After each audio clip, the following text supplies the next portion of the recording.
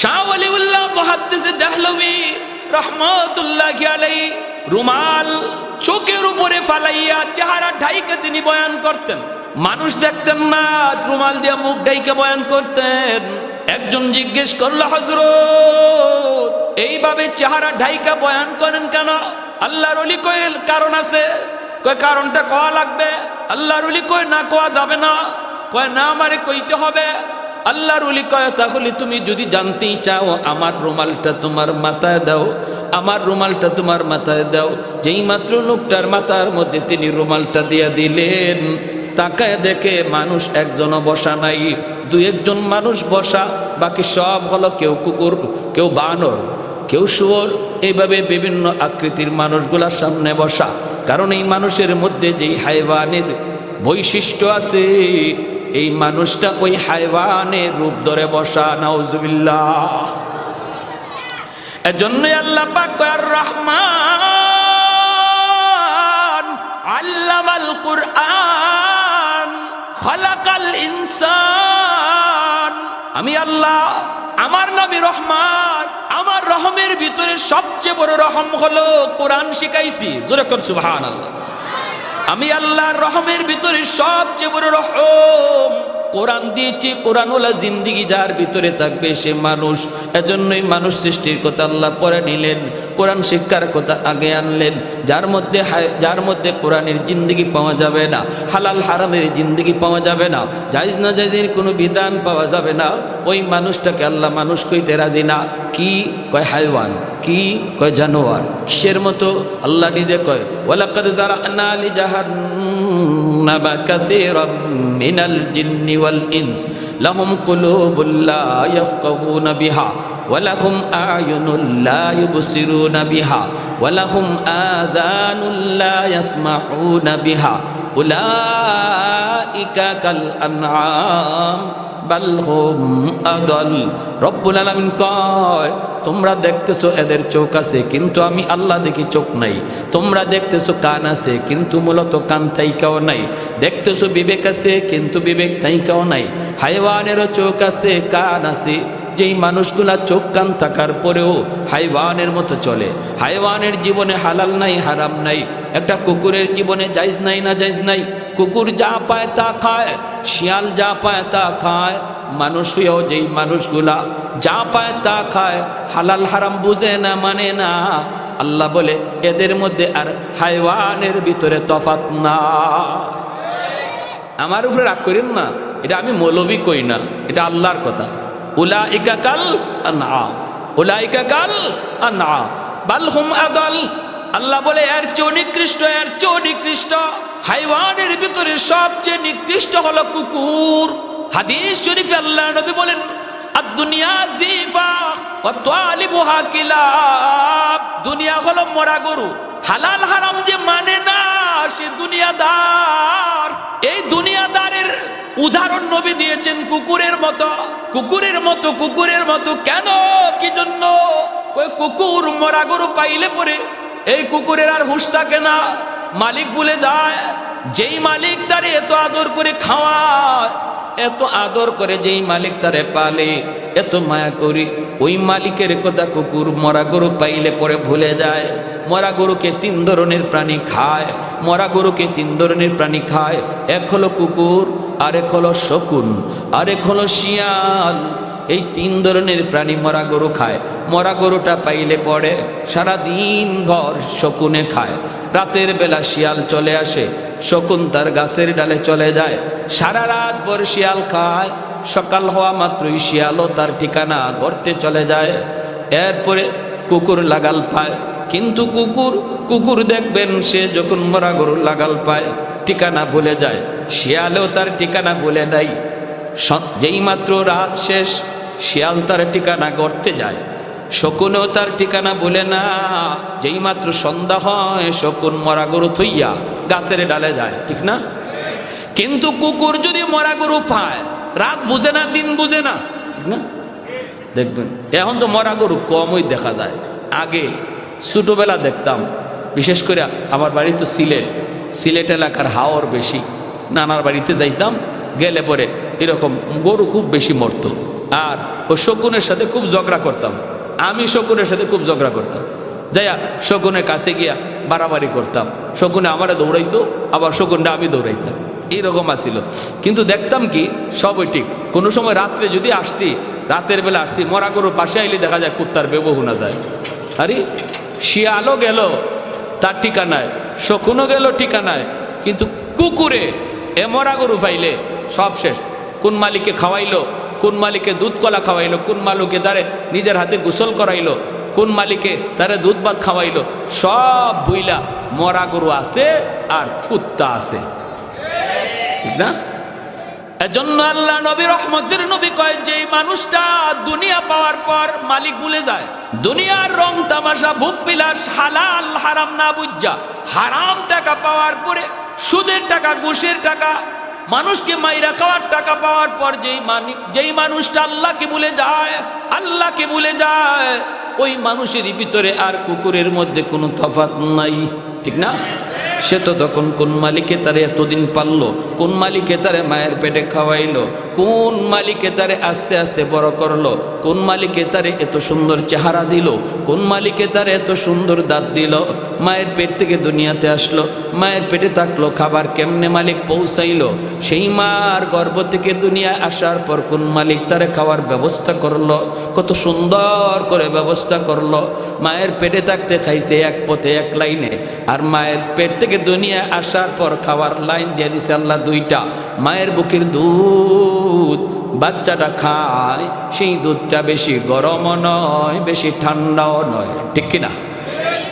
এত সুন্দর করে যেই মালিক তারে পাললো, যেই মালিক তারে খাওয়াইল রে যুবক, ওই মালিকের কথা ভুইলা যেই মানুষটা মালিককে ভুইলা শুধু দুনিয়া দুনিয়া হালাল হারাম না বুঝা থাকে, আল্লাহর নবী কয় এর ভিতরে আর মরা গরুর মধ্যে কোনো তফাৎ নাই। এজন্যই আল্লাহ বলেছেন বালহুম আদল, বালহুম আদালের তফসির করেছেন আল্লাহর নবী তার হাদিসে, আদ-দুনিয়া জিফা ওয়া তালিবুহা কিলাব। আল্লাহু আকবার। এজন্য আমার ভাইয়েরা বন্ধুরা মনে রাখবেন, ভাইরে মনে রাখবেন, আল্লাহর কোরআন মানুষকে মানুষ বানায়, আল্লাহর কোরআনের জিন্দেগি মানুষকে মানুষ বানায়। যেই মানুষগুলা কোরআন ওয়াল মতো জিন্দেগি মতো চলে, যারা স্কুল কলেজে পড়ে, এরাও মানুষ হইতে পারে। মানুষ হওয়ার সুযোগ একটাই, সেটা হলো কোরআন মতো জিন্দেগি পরিচালনা করা। ডাক্তার হওয়ার পরে যদি হালাল হারাম মানে, ইঞ্জিনিয়ার হওয়ার পরে যদি হালাল হারাম মানে, উলামায়ে কেরামের সাথে সম্পর্ক রাখে, আল্লাহর কোরআনের বিধিবিধান মতো যদি জীবন পরিচালনা করে, এই ডাক্তার হয়েও সে আদর্শ ডাক্তার, সে আল্লাহর তালিকায় মানুষ। আর যেই মানুষটা হালাল হারাম মানে না, সে যত বড় দুনিয়ার মানুষের কাছে লিডার হোক, আল্লাহর কাছে মানুষের খাতায় নাম নাই। আর রহমান আল্লামাল কুরআন খালাকাল ইনসান। এ ভাই, আজ থেকে 300 বছর আগের ঘটনা। মালদ্বীপ নামে একটা দেশ বিশ্ব মানচিত্রে আছে। এই মালদ্বীপের মানুষ, তারা সব ছিল মূর্তি পূজারী, অগ্নি পূজারী। ওই মানুষগুলি অগ্নির পূজা করত, আগুনের পূজা করত। এই মানুষগুলা, তারা একদিন, এই মালদ্বীপের মানুষ, জেলেরা বেশি বেশি এরা মাছ ধরতো, সাগরে নামে মাছ ধরতো। মাছ ধরতে নামছে জেলেরা, হঠাৎ করে তাকায় দেখি একটা কাঠের উপরে ছোট্ট একটা বালক, 8 বছর 9 বছরের একটা বালক কাঠের উপরে ভাসতেছে। অর্থাৎ একটা জাহাজ, সৌদি আরবের জাহাজ এসে ডুবে গেল রে যুবক। ওই জাহাজের ভিতরে যতগুলি মানুষ ছিল সবাই মারা গেছে, কিন্তু একটা বালককে আল্লাহ কুদরতিভাবে বাঁচায় নিছে, যেই বালকের সিনার মধ্যে 30 পারা কোরআন। 7 বছর 8 বছর বয়সে কোরআনের হাফেজ হয়নি না হয় না? জোরে কর না, হয়নি না হয় না? 1 বছরও লাগে না, মাত্র 6 মাস, কোথাও 6 মাসও লাগে না, 3 মাসও হাফেজ হয়ে যায়। এটা বাহাদুরি করে সম্ভব? এটা কার দান? জোরে বলেন কার? হাফেজে কোরআন, হাফেজে কোরআন কাঠের উপরে ভাসতেছে। আল্লাহ নবীর দেশের মানুষ, মালদ্বীপের জেলেরা নৌকায় তুইলা তারে বাঁচাইয়া বাজারে বিক্রি করবে, গোলাম বানায়া বাজারে উঠাইলো। মালদ্বীপের মানুষ তো এত সুন্দর নয়, কিন্তু এই বালকটা তো এত সুন্দর। পূর্ণিমার চাঁদের মতো চেহারা হবেই তো, কারণ আমার নবীর দেশে জন্ম, ঠিক না? বাজারে উঠাইলো বিক্রি করবে, যে মানুষগুলা কিনতে আয় অনেক চড়া দাম চায়, কেউ নিতে পারে না। হঠাৎ করে একজন মহিলা, হিন্দু মহিলা, মূর্তি পূজারী, অগ্নি পূজারী, ওই মহিলা খবর পাইল মহিলার অনেক ধন আছে, দৌলত আছে, সম্পদ আছে, কিন্তু তার ছেলে সন্তান নাই, আছে শুধু একটা মেয়ে সন্তান। এ চিন্তা করলো মেয়েটাকে বিয়ে দেওয়ার পর স্বামীর বাড়ি চলে যাবে, আমাকে বৃদ্ধ বয়সে কে পালবে, আমাকে কে খাওয়াবে, একটা ছেলের তো আমার প্রয়োজন। অতএব এই ছেলেটাকে আমি যা পয়সা লাগে কিনে আনব। মহিলা পয়সা নিয়ে বাজারে হাজির হয়ে গেল, জেলেদেরকে বলতেছে কত টাকা লাগবে, নেও আমার কাছে বিক্রি করো। বিক্রি করে নিয়ে আইসা কয়, বাবা তুমি আমার গোলাম না, তুমি আমার পুত্র, তুমি আমার ছেলে, আমি তোমার মা। হাফেজ কোরআন মহিলাকে আম্মু কয়া ডাকে, বোনটারে বোন কয়, বোনও তারে ভাই কয়। চলছে সুন্দরের সংসার, সুন্দরী চলছে। হঠাৎ করে একদিন হাফেজ কোরআন দেখে মা কাঁদতেছে। মা তুমি কেন কান্দো, কান্নার কারণ কি? মহিলায় কয়, বাবা রে, ও বাবা, প্রতি বছর মালদ্বীপে সিডর হয়, জলোচ্ছ্বাস হয়। রাত যখন 12টা বেজে যায়, প্রতি বছর নির্ধারিত টাইমে, নির্ধারিত রাতে মালদ্বীপে সিডর হয়। পানি আইসা বহু মানুষকে মারে, বহু মানুষের প্রাণহানি ঘটে। বাদশাহ জ্যোতিষীদেরকে বলেছিল, জ্যোতিষীরা, জ্যোতিষী বিদ্যা পরে তোমরা বের করে দেখো এটা কেন হয়, কি জন্য হয়। জ্যোতিষীরা গণকেরা বলল, এটা একটা খবিস জিন্নাতের কারসাজি। এই জিন্নাতের কারসাজি, খবিস জিনের কাজ। ওর কাছ থেকে যদি বাঁচতে হয় তাহলে সাগরের পারে যে একটা রাম মন্দির, এই রাম মন্দিরে একজন কুমারী সুন্দরী মেয়েকে প্রতি বৎসর এই রাতে রেখে দিতে হবে সন্ধ্যার সময়, তাহলেই সিডর হবে না। কিন্তু সকালবেলা মেয়েটাকে জীবিত পাওয়া যাবে না, সকালবেলা তার লাশ পাওয়া যাবে। বাদশাহ কয়, ক্ষুদ্র স্বার্থ জলাঞ্জলি বৃহৎ স্বার্থের কারণে সুন্দরী মেয়েদের তালিকা তৈরি করো, প্রতি বছর লটারি দেওয়া হবে। এই লটারিতে যেই মেয়েটার নাম উঠবে তারই আমরা মন্দিরে রেখে দিব। ওই খবিস জিনের ভোগ দিব, খবিস জিন্নাতের ভোগ দিব, তাহলেই সিডর হবে না। বাবারি এই বছর লটারিতে নাম উঠে গেছে আমার একমাত্র মেয়েটার। ও বাবা, সন্ধ্যা হওয়া মাত্রই আমার মেয়েটাকে ওরা জোরপূর্বক ধরে নিয়ে যাবে। এজন্য আমি মা কাঁদতেছি। বাবা বলো না, আমি মা কেমন করে সেটা সহ্য করব? আমি তো মা।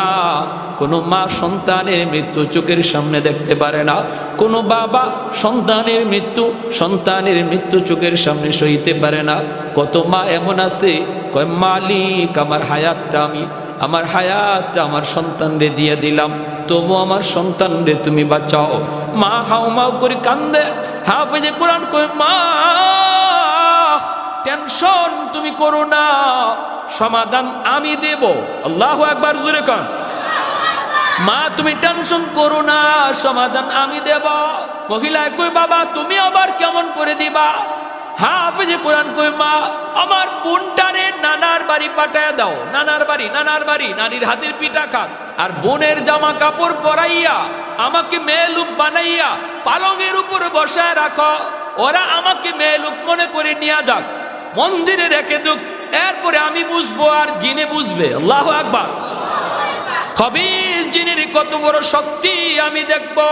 মহিলা কই, না বাবা, আমি তোমাকে হাতছাড়া করতে পারি না, কারণ আমার মেয়েটা বিয়ের পরে তো চলে যাবে। তুমি তো আমাকে পালবে, তুমি তো আমাকে খাওয়াবে, আমি তোমাকে মৃত্যুর ঘাটে দিতে পারি না। হাফেজ কোরআন কয়, মা তুমি তো মনে করছো আমাকে জিনে মেরে ফেলবে, খবিস জিনে আমাকে খেয়ে ফেলবে, কিন্তু মা গো তুমি জানো না আমার সিনার মধ্যে আল্লাহ কি রেখে দিয়েছে। আমার সিনার ভিতরে 30 পারা কোরআন, যেই কোরআনের পাওয়ার জিন্নাতের পাওয়ারের চেয়ে 1000 গুণ বেশি। আরেকটু জোরে সুবহানাল্লাহ, আরো জোরে আল্লাহু আকবার। মুসলমানের আওয়াজে আল্লাহু আকবার। ভাইরা আমার, যেই মাত্র কই মা আমার সিনার ভিতরে 30 পারা কোরআন, আমার কোনো ক্ষতি হবে না গো মা, টেনশন তুমি করো না, টেনশন করো না। এই কথা বলা মাত্রই মা কই বাবা বুঝি না তুমি কি কইতে চাও। কয় মা এত কিছু বোঝা লাগবে না, যা বলছি তুমি তা করো, যা বলছি তুমি তা করো। মহিলা খেত হিন্দু মানুষ, মূর্তি পূজারী, অগ্নি পূজারী, সে কোরআনের মহত্ব বরত্ব বুঝে না, জানেও না। সন্ধ্যা হওয়া মাত্রই সরকারি ফৌজ চলে এসেছে, দরজায় নক করেছে, টক টক করে। মা দরজা খুলে দিয়ে দেখে সরকারি ফৌজ। এখনই তোমার কলিজা কাইপা উঠছে, হায়রে আমার ছেলেটারে নিয়ে যাবে মেয়ে মনে কইরা, মেয়ে লোক মনে কইরা আমার ছেলেটারে নিয়ে যাবে। আমার ছেলেটারে আর মনে হয় পাবো না। মহিলায় কয় রাম রাম রাম। হাফেজে কোরআন কয় মা গো রাম রাম কইও না, রামে বাঁচাইবার ক্ষমতা বাঁচাই কে? আরেকটু জোরে কে? সব মারা গেল, জাহাজ ডুববে, বাঁচাইলো কে? আল্লাহ চাইলে পারেনি না পারে না? যারে আল্লাহ রাখে কেউ তারে মারতে পারে না, আর যারে আল্লাহ ধরে কেউ তারে সারাইতো জোরে খন ইন্না বাতুশা রাব্বিকা লাশাদীদ। আল্লাহর ধরা বড় কঠিন। ধরে না, ধরে না, ধরলে আল্লাহ ছাড়ে না, ঠিক কি না? হুট করে আল্লাহ ধরে না, আল্লাহ সময় দেয়, সুযোগ দেয়, বান্দা দেখি এরপরে নি ফিরে আয়, এরপরে নি ফিরে আয়। যখন আয় না তখন ধরে। ফেরেশতারা আল্লাহ ফজরের নামাজটা পড়ছে না, সকালবেলা নাস্তা দিমু, আল্লাহ দি আল্লাহ জুহরের টাইমে মনে হয় আমার বান্দা নামাজে আইব, জুহরের টাইমটা তো নামাজে আইলো না। ফেরেশতার আল্লাহ দুপুরে খানাকে হাজির করব, আল্লাহ কয় দিয়া দেও, রিজিক বন্ধ করো না, আসরের নামাজে আমার বান্দা আইব। যেরকম সুবহানাল্লাহ। আসরও আয় না, তখন আল্লাহ কয় মাগরিবে আইব। আল্লাহ এতটা সুযোগ দিয়া দেয়। যেরকম সুবহানাল্লাহ।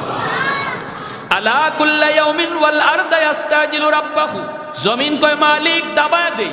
ওয়াল মালাইকাতু ইস্তাজিলু রাব্বাহু ওয়াল বাহরা ইস্তাজিলু রাব্বাহু। ফেরেশতারা কয় আল্লাহ ধ্বংস করে দেই, আর কত দেখবো, আর গুনাহ কত দেখবো, আর সহ্য হয় না। আল্লাহ তুমি কও। জমিনে কয় আল্লাহ আর কত দেখবো, আর কত দেখবো, ভাল লাগে না। আল্লাহ আর কত দেখবো, সহ্য হয় না। সাগর মহাসাগর কয় আল্লাহ আর সহ্য হয় না।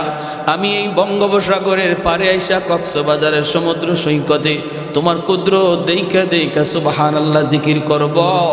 তা না করে তারা নষ্টামি করে, গান বাজনা করে, বেহায়ামি করে, বেলাজি করে। ও মালিক আমি সাগর আর কত দেখব। আসবিরু আল্লাহ আসবিরু ইলা মাতা আসবিরু। ধৈর্য ধরবো তো আর কত কাল ধরবো, ধৈর্য ধরবো তো আর কত কাল। আল্লাহ কয় উস্কুত, চুপ থাকো। আমার বান্দা বান্দির ভিতরে তোমরা নাক গলাবা না, নাক গলাবা না। আমি আল্লাহ আমার বান্দার অপেক্ষায় আছি। দিনের বেলা তওবা করলো আমি তওবা কবুল করব, রাতের বেলা তওবা করলো কবুল করব। যেরকম সুবহানাল্লাহ। কোন এক টাইমে দেখো আমার বান্দা আমার কাছে তওবা করে কিনা, করলেই আমি আল্লাহ কবুল করে নিব। সুবহানাল্লাহ। আমার ভাইরা, এইবার দেখা গেল কয় কয় রাম রাম কে চিল্লাইতেছে। এখন হাফেজ কোরআন কয় আল্লাহ রে ডাকো, রাম হবে না। রাম রামে এরা তো ভগবান কইতে দেরি লাগে, ভগবান বানাইতে দেরি হয় না। বট গাছও ভগবান, গঙ্গা নদীও ভগবান, গাইও ভগবান, বট গাছও ভগবান, তুলসী গাছও ভগবান। আল্লাহ নবী বাইতুল্লাহর ভিতরে মূর্তি পাইছেন 360টা। মূর্তি আসিল বাইতুল্লাহ কয়টা? 360টা। বর্তমানে দেবতা হইল ওই কোটি বা 33 কোটি। দেবতা হইছে কত না? 360 আসিল দেবতা, বর্তমানে চলছে 33 কোটি দেবতা। এটা যে আরো কত কোটি যায়, কারণ অবাক কিছু দেখলেই, আশ্চর্যের কিছু দেখলেই ভগবান বানাইতে দেরি হয় না। বট গাছ বয়স কত? 100 বছর। হয়তো ইডুই ভগবান। গাই ওরে আল্লাহ দুধ দেয়, উলান কাটলে দুধ পাওয়া যায় না, তে ভগবান এটাই। তুলসী গাছ এটা কেন লাগে ভগবান? কয় এটা খাইলে, এটার পাতা খাইলে কাশ কমে যায়, তে এটাই ভগবান। হয়েছে নি কাম হয়েছে?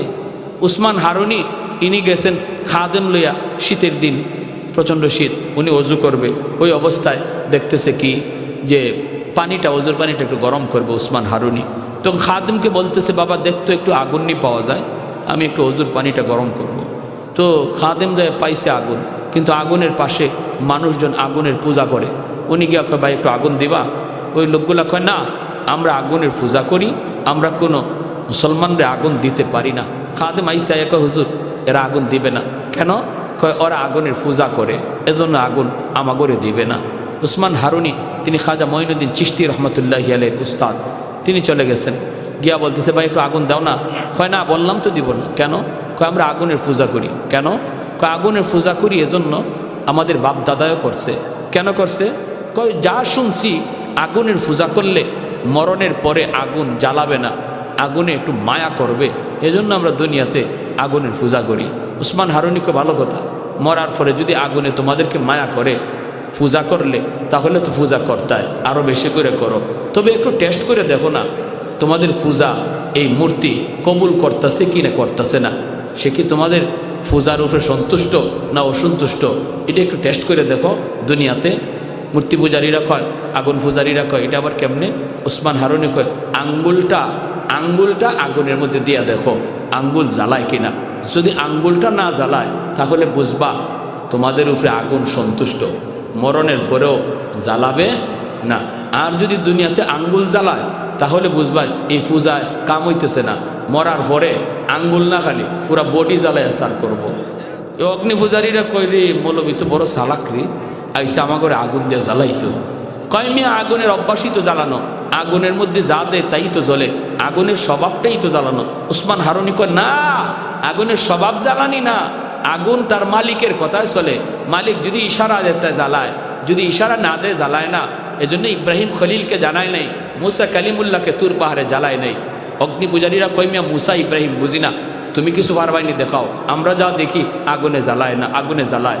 উসমান হারুনি কয় তাহলে দেখবা, এই বইলেই ছোট্ট একটা বাচ্চারে টাস করে কুলে নিয়া একটা লাফ দিয়া আল্লাহু আকবার কইয়া আগুনের ভিতরে চলে গেছে। মূর্তি পূজারীর দল একজন আরেকজনরে কয় রাম রাম রাম রাম রাম, কয় মৌলবি মরছে মরুক, কিন্তু আমাদের ছোট বাচ্চাটার কি দোষ ছিল? বলা লইয়া তো একটা লাগতেছে। উসমান হারুনি আগুনের ভিতরে ওরা চিল্লাইতেছে, চিল্লায় নিজের বাচ্চার লাগে, উসমান হারুনি লাগে না, উনি জ্বলছে জ্বলুক, বাচ্চাটারে জ্বলে গেছে। হঠাৎ করে তাকায় দেখে আগুনের ভিতরে উসমান হারুনি ছোট বাচ্চাটারে চুমা খায়, আদর করে আগুন আগুনের মতো কইরা লাফায়। আল্লাহর ওলিয়ার বাচ্চাটার গায়ে আগুন লাগে না। আবার তিনি আগুনের ভিতর থেকে বেশ কিছুক্ষণ সময় কাটাইয়া আল্লাহু আকবার বলে তিনি বের হয়ে আসলেন। এইবার অগ্নি পূজারীরা কয় হায় হায় হায়, এতদিন যাবত আমরা কারে ভগবান কই, আগুন তো ভগবান না, আগুনের চেয়ে বড় ভগবান হলো যারে আগুন জ্বালাইছে না। ওই বুঝছেন ভগবান কেমনে বাড়ায় দেখেন।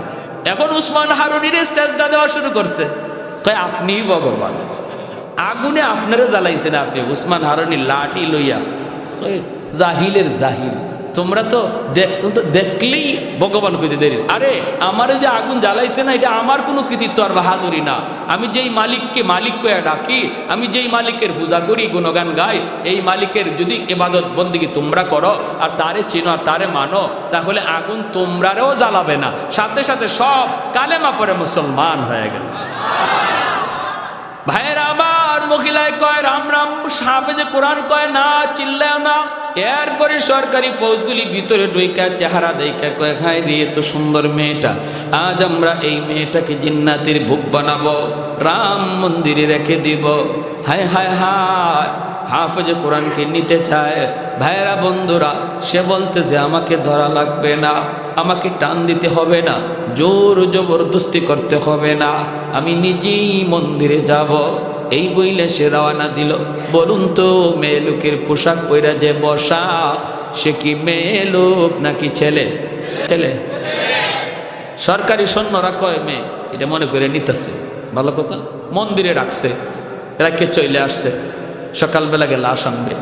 আর হাফেজ সাহেব মন্দিরের ভিতরে ঢুককেই মেয়ে লোকের পোশাক খুললিয়া, ভিতরে তার যে পোশাক ছিল এই পোশাক রাখা, জায়নামাজ একটা আসিল, জায়নামাজ মন্দিরের ভিতরে জায়নামাজ বিছাইয়া আল্লাহর কদমে সেজদা দেওয়া শুরু করছে। ঘটনা লিখছেন কে? বিশ্ববিখ্যাত পর্যটক আল্লামা ইবনে বতুতা, তার কিতাব রিহলাতে ইবনে বতুতা নামক কিতাবের মধ্যে আজ থেকে 300-350 বছর আগের বাস্তব ঘটনা। বর্তমানে মালদ্বীপ একটা মুসলিম দেশ, কিন্তু তখনকার 300-350 বছর আগে মুসলিম দেশ ছিল না। কেমন করে মুসলিম হলো এই মালদ্বীপের জনগণ, সেই ইতিহাসটা বলতেছি। আমার ভাইরা, যেই মাত্র হাফেজ সাহেব সে এখানে জায়নামাজ বিছাইয়া আল্লাহর কোরআন তেলাওয়াত শুরু করে দিছে। যেরকম সুবহানাল্লাহ। রাত যখন 12টা বেজে গেল, সরকারি পাগলা ঘন্টা বাজানো হয়, সরকারি পাগলা ঘন্টা বাজানো হয়। বিপদ বিপদ বিপদ সংকেত, জনগণকে সতর্ক করা হয়, সিডর হয়ে যাবে। ভূত যদি জিন্নাতের পছন্দ না হয় তাহলে কিন্তু সিডর হয়ে যাবে। সবাই সতর্ক। হাফেজ সাহেব মন্দির থেকে সাগরের দিকে তাকা দেখে পানিটা এরকম বিপজ্জনক আকারে উঠতেছে, উঁচু পাহাড়ের মতো পানিটা উঠতেছে। এমনি হাফেজে কোরআন মন্দির থেকে চোখের পানি জড়ায় কয়, মালিক আজ প্রমাণ হবে জিন্নাতের পাওয়ার বেশি নাকি তোমার কালামের পাওয়ার বেশি। আজ প্রমাণ হবে গো মালিক,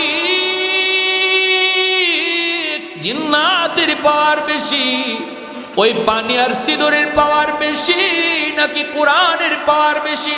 পানি যখন সাগরের মতো, সাগর থেকে পাহাড়ের মতো উঁচু হইয়া পানিটা সামনের দিকে আগায়, এমনি হাফেজে কোরআন আল্লাহর কালাম সূরা ইয়াসিন পইরা ফু দেয়, সূরা ইয়াসিন পইরা ফু দেয় রে আল্লাহর গোলাম।